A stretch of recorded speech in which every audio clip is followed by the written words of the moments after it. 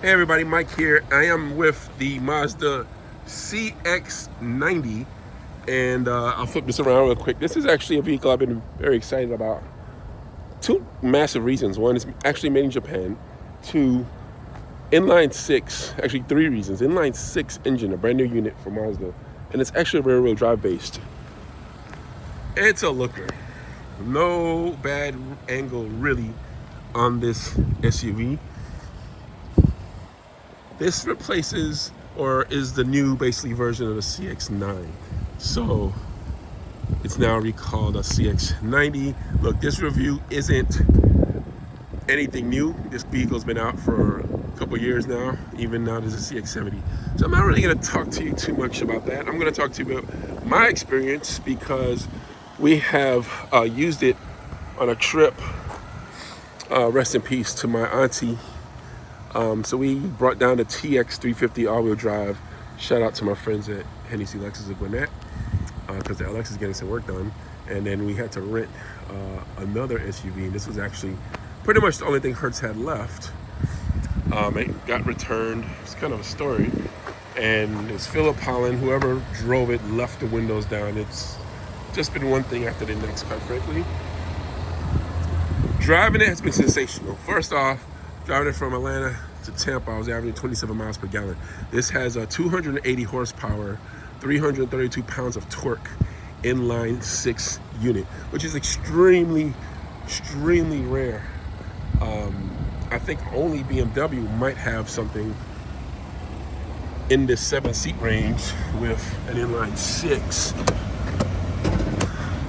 And I'll actually show you. So there's different units. They have a plug-in hybrid as well, and then Inline-6.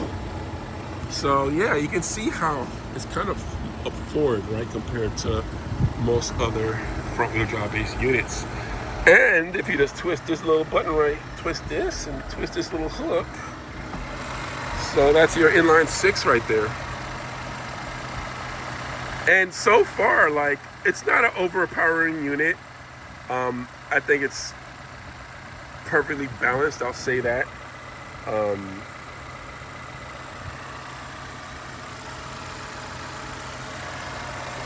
But it's been quiet, it's been smooth.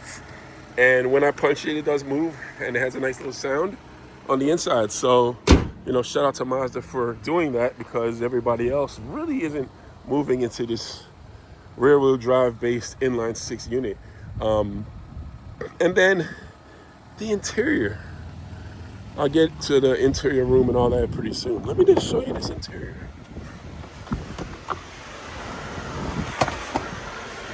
I mean, that is beautiful. Absolutely stunning. Again, this isn't nothing new.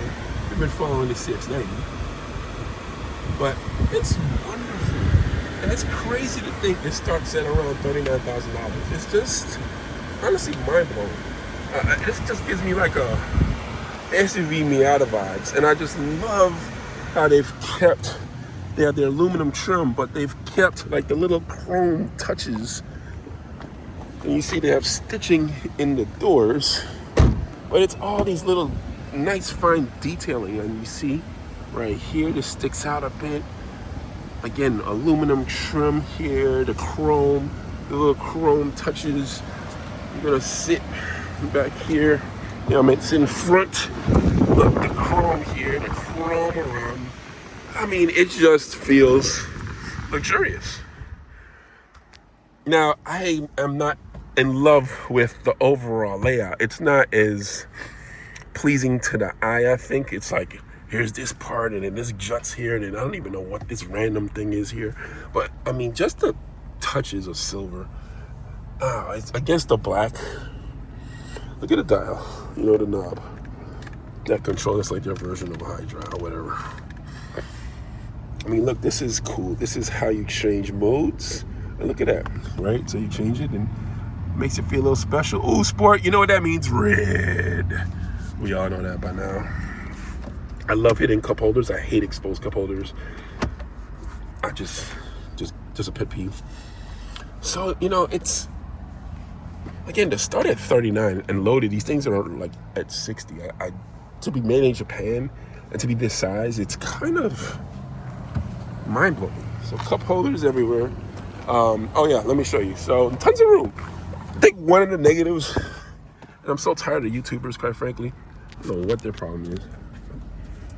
It is not as big. We've had the TX. The TX is biggest in class, okay?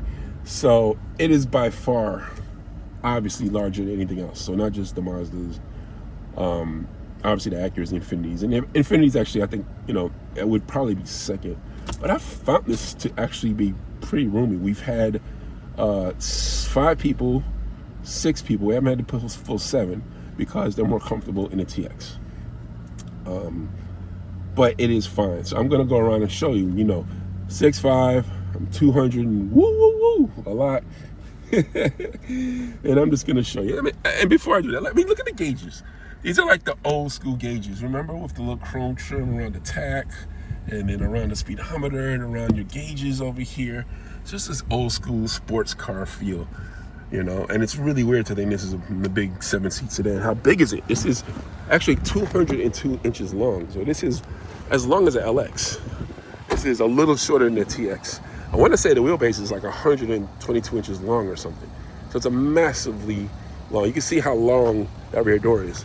One thing I also love about the rear door is, check this out. I mean, look at, it opens like wide. Not side wide, like wide. But you have to be careful because it's a massive door. Another thing too, like I noticed with a Toyota Lexus, the window usually goes all the way down. This actually cannot. So it doesn't matter what I do. It stays up, has a manual rear shade. That always comes in handy. I'm gonna sit in the back, so I'm gonna show you how spacious this actually is in the second row. Okay, so you have your second row AC. You see more chrome on the vents. There's stitching here. This, I'm sure they have a panel roof option. This is, again, a rental car. So here, my seat up front, I want you to know, I didn't change that. That is my driving position. I have not moved that seat. This is perfectly fine, like really good. So imagine how tall I am, and I have very long legs. Most people will be absolutely fine in here. I take off my hat, you can see my head has tons of room. I'm not touching the roof. And then this has manual adjustments. So if I pull this handle, I can lean back actually a little bit more and have even more room.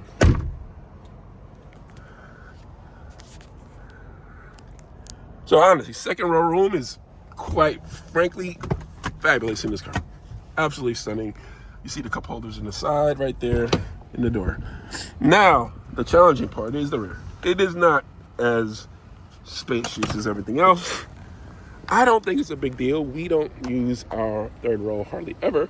And when we do, it's for emergency, or we put a smaller kid back there or a smaller adult. It's always worked out. It's never been an issue.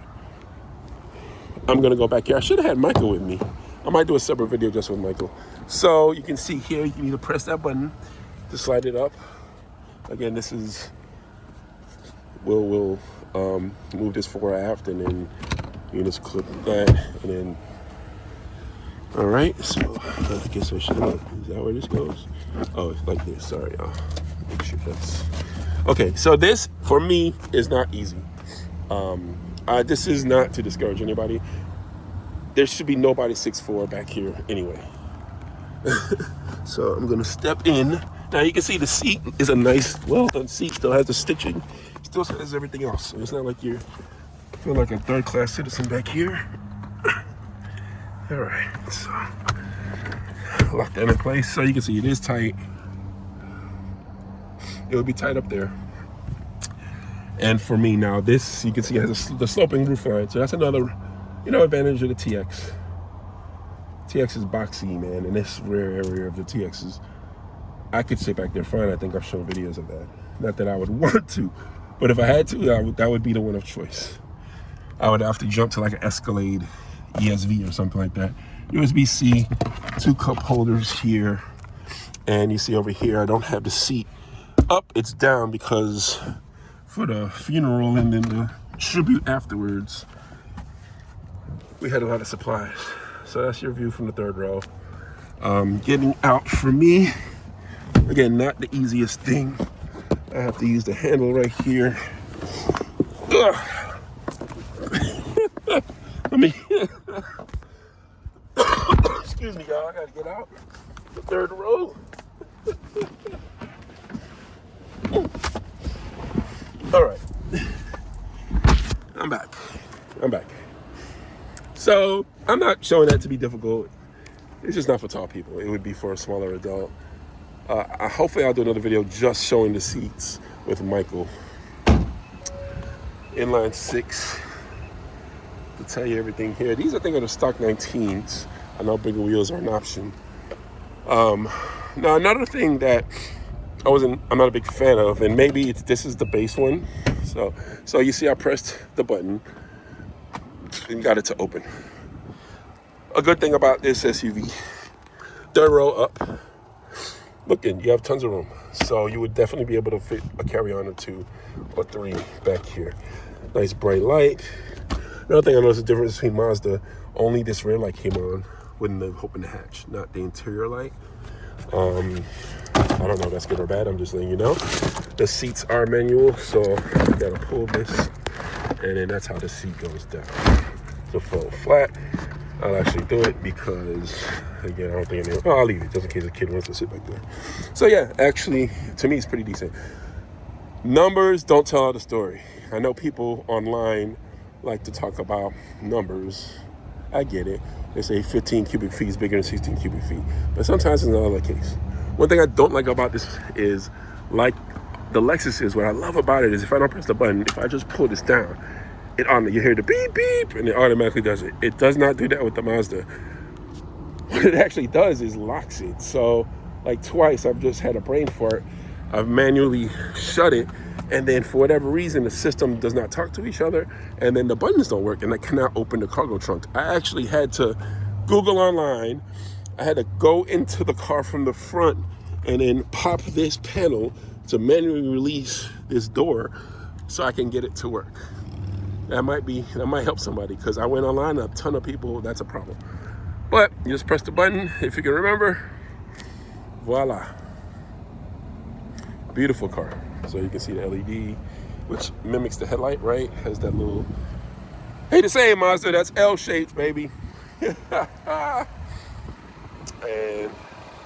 that front grille, you know, more traditional, right? Chrome, beautiful LEDs. I mean, just a beautiful, substantial looking car. Mazda has really, in my opinion, knocked it out the park with this. I am head over heels. I have been looking actually at CX-90s, because with CX-90s, I don't need the 7th row, and it has the red interior, and the front's a little different, yada yada. And let me talk about the drive, right? So I've been driving this thing all over now, and the TX, right? And I'm going to say this. This drove very well, but the TX, and this was a 350, it wasn't the 500 with the trick all-wheel drive. I was actually very surprised with how well the TX handled. And I don't think a lot of people are talking about that. I think these dumb YouTubers just see a TX or a Lexus and they still are stuck in the 1991 or wherever they are. The TX actually shocked me with how fun and how great it drove. The Mazda as well.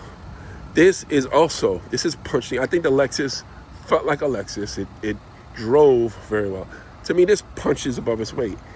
It's, again, if you can get this, in the 40 to 50 grand range. Now, this is before the stupid ass tariffs that are being implemented, and they are stupid. If you know anything about history of tariffs, not just in the United States, but around the world, it's either protectionist to protect something, or it's either to cause a ruckus, and it always causes a disaster with the economy.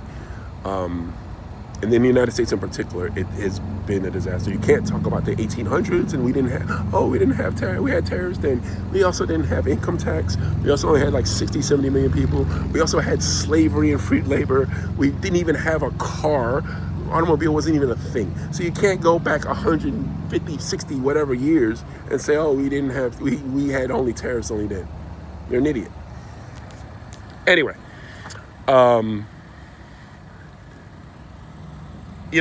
it's just fabulous. This is Mazda's knocked it out of the park here. It feels proper. It drives proper. The steering is good. The acceleration, strong, not overpowering. I would dream if this had 400 horsepower, if this had even 450 horsepower, it would probably just be mind-blowingly good. One thing I didn't like, the brakes to me are really bad. They do grab, it's just that they grab like on or off. There's like no real modulation. When you're pressing down, it's just like on, off, and it's not very confidence inspiring. I hope that's something they really look at. I don't know if any other reviews have complained about it. I did not like the brakes at all. So that to me, now is it a deal breaker in daily traffic or for a mom? I don't think so.